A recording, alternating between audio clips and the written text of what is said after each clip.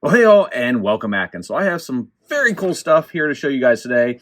Some other stuff I picked up on my trip to Malaysia. These are some Takara Tommy stands that you may have seen before, but were originally released with two figures. One was I believe it was Cybertronian and Starscream, as well as an Optimus Prime. However, I really didn't want those figures again, and I really just wanted the stands. One, because I thought they looked pretty cool, and two, my son was really impressed with them, just with this idea of these strings and stuff holding them up. They're just a cool stand all around. So I managed to run across some. They were just about 71 ringgit, which is somewhere between 15 and 16 US dollars. So they weren't terribly expensive, but they were a bit cheaper than getting them with the action figures that they originally came with. So on the back here, we can take a look. We have some text. We have kind of a preview of what we're going to deal with. We got some sprues with the parts, and we got the fact that they work with standard size figures as well as the Legends class. So that's pretty cool. I'm actually pretty excited about this. So what we're going to do is I'm going to go ahead and open up one of these, and I'm going to walk you guys through the building process, and then we'll see if they're worthy of our collection.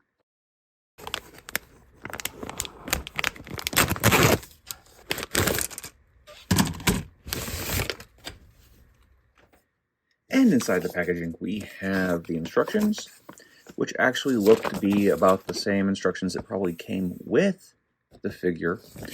And one thing to note about here is it looks like these are actually going to be a little more involved than just snap fitting something, because we have our cord here, which we will need to trim, very likely, and there's a little bit of tying and whatnot. It's not going to be overly complicated, but just be aware you'll need a little bit of dexterity to assemble this. So we have our bolts, nuts, threading, these two pieces here, as well as the rest that are on sprues, which is actually pretty decent. A good amount of components here, considering this is just a stand. Now, to do this, you'll need to make sure you have some sort of snips, often used for models and hobby kits. So if you don't have that, you'll have to use something like an X-Acto blade, so just be careful. Or you could, I guess, use nail clippers if you had to, though also be careful with those, because you could gouge the parts. So I'd like to walk you all through a few things on this build before we do it. Now, I actually have a caliper here, but we probably won't need it. I'm just going to be, extra precise as I do things. But the first step that I want to give you guys a heads about is we're supposed to cut this one single piece of string. So it's not all pre-cut, into 4 pieces. And what they've done is they've gone and already given us a template. So you just measure it here and you cut your 4 pieces, and you'll have 4 pieces that are 150 millimeters long. The other thing that I wanted to point out is the way that some of this works. So we've got our pieces here, and there's a hole in the top. And what we'll end up doing is feeding that through, coming across, and tying it around this. So we're going to tie it, make a knot, and then tighten the screw. And on a note of the screw, when you do apply it, you need to make sure that you are holding it flush as you turn in, because it doesn't have a tapered end, which would actually make it easier to do this. It's just a flat end on the screw. So you have to make sure you keep it parallel or perpendicular with this piece, and it actually will cut into the plastic with its threads to tighten. So gotta be aware of that. And also on these, it's the same thing. We will have a series of holes on here where we will feed the thread, and we'll tighten the screws, and they'll all hold together. So the instructions, of course, are in Japanese. I use the Google app to translate it. It's not terrible. It's just something you got to be aware of. But where I'm going to use my caliper is, see, on this area, it's supposed to be 23 millimeters to be correct. And the same thing here, we have 84. And the reason I'm going to go for precision is mostly for the sake of the way the principles this work off of require the tension from all the strings to be working together. That's the technique that's utilized to make the floating effect actually work. So we want to be as close as possible. I'm sure you don't have to be as precise. You could probably, finagle it as you need to, but I'd rather just get it right the first time and be done. And just for those who needed to see the instructions translated, here is a screenshot of the translations I took from this. If you want to pause the screen and read through it, I pretty much went over it, but if you just want some clarification for yourself, here those are. Now let's go ahead and check it out fully assembled. All right, now that I have it built, it's pretty cool to see. This was a little bit frustrating to put together, and I'll kind of go over that in here in a second, but it was worth it. This is a very cool thing. The kids are impressed. I dig it. And I'm gonna go over one of them, but I just want to point out, if you do buy two of these, if you wanted to like mix and match colors, you could change out the inserts that are in the middle with the different colors. You can do two clear ones if you take a bottom one from this and then bottom from this, because they're just mirror parts. This part and this part from the same sprues are just mirrors of each other. So just a note about that. I'm not going to bother doing the purple one right now just because I need extra hands to do it, and I just don't feel like messing with it anymore. It was a little more frustrating than expected, and that's what I want to talk about, because that might deter you from wanting this. If you're wanting something that was essentially a stand out of the box, this is not it. You will need to do a little bit of work. Now, what I did here, I had my caliper, which wasn't a lot of help, as I had hoped would be, because there just wasn't room to get it in all the places I needed to get it. However, I took one of the parts of the runners and cut it to the length I needed, and we sort of used it as a measuring stick. That said, I did need another set of hands to hold this while I sort of adjust all this. Now, the way this is held together, these are just in a knot. They go through a very small hole, and that holds through there. And these have a rubber washer on a screw, and you just got to get it lined up. You really just need something to measure with the first two. It says to use the stick, but you're really only using part of the stick. You need something that really was square that fits in there, and it just doesn't provide that.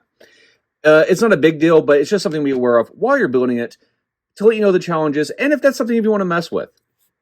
But what I did is I used the caliper to measure the middle one. I got that one exactly where it was supposed to be. I used this to do two of these, and then for the third one, I was able just to pull it to where I found level and just tighten it to that point. So it was a little bit of trial and error with that, but not too bad.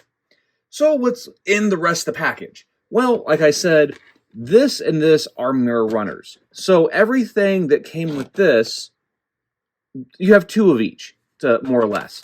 And so that means we have this piece here, which is just a complete vertical piece. This can go up and down, and we have some grabby hands. So this is to hold figures that might not have a stand, or if you want to hold a rocket or something. This just gives you some variety. Plus, there is a 5mm peg in there, so you can put adapters. You could even use this to hold the arm. So it's whatever you want to imagine for how you approach it. And that said, this is very high tolerances, so you are going to have to work these in there. But the plastic does have a little bit of give, so it should be okay. But just be aware. So we do have this.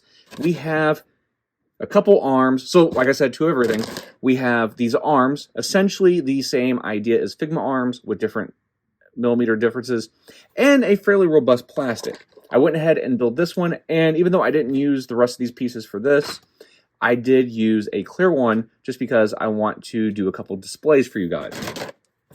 In addition to all that, we have adapters. So we have this piece here, which is essentially a male-to-male.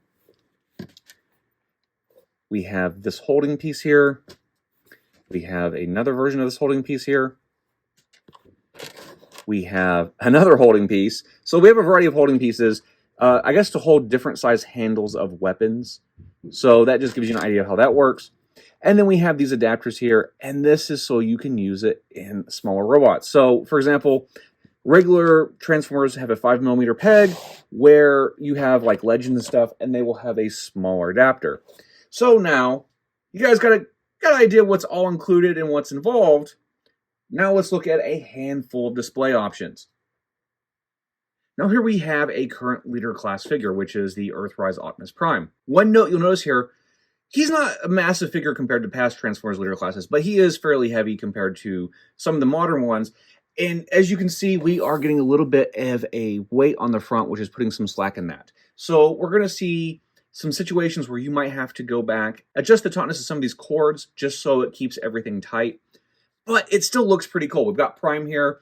I had him where he was in a flying mode. However, the arm isn't quite long enough to hold him. So what you'd have to do is kind of extend the arm by using a couple pieces together. For example, you could probably put this and then put the arm in there, and that would give him enough elevation where he could actually be jumping and hovering over the stand. But this works just as well where he's standing on the stand, and this is really just to brace him. And here we have with a more deluxe size figure, a weaponizer. And with the extra stands that can come out, as well as the male-to-male peg, you could use it to hold the foot in while having these almost like either it's coming together to transform or being blown apart if you want to have someone over here shooting at the character. However you want to display it and make it your own creation, there is a lot of versatility with there. This seems to work with a lot of different types. However, I did notice, even though this peg here does suit a legend size figure, it doesn't really go in that well. Now it does fit this prime okay, but this has the same size Legends, I think it's a 3mm peg hole. It just doesn't want to go in. I could probably force it, but I don't want to put too much wear on it. So, you know, I have found with weaponizers, there's a little bit of hit and miss between the consistency of the drill holes, and same thing with some of the pegs. And that is just one of the things to deal with the QC on these figures. So just be aware you may have to make some adjustments to make some of these work. But here we could have our Optimus Prime. So we'll go ahead and put his arm back in there. And then we could take this stand, put our adapter on it like so. And that gives us a nice display for Legends 2 Deluxe 2 liter size figures. They use a variety of the 3mm to 5mm pegs. And I know I've gone on a little bit long about the stand. I just want to give you all a heads up of all the things that you might have to deal with when assembling this, since the instructions are not in English, and there might be some pitfalls to run into because it is not something for everyone. However, I thought this would be something worth checking out, and definitely something for those who want something interesting on their display. So anyway, let us know in the comments below if this is worthy of your collection, like and subscribe, and we'll see you all next time.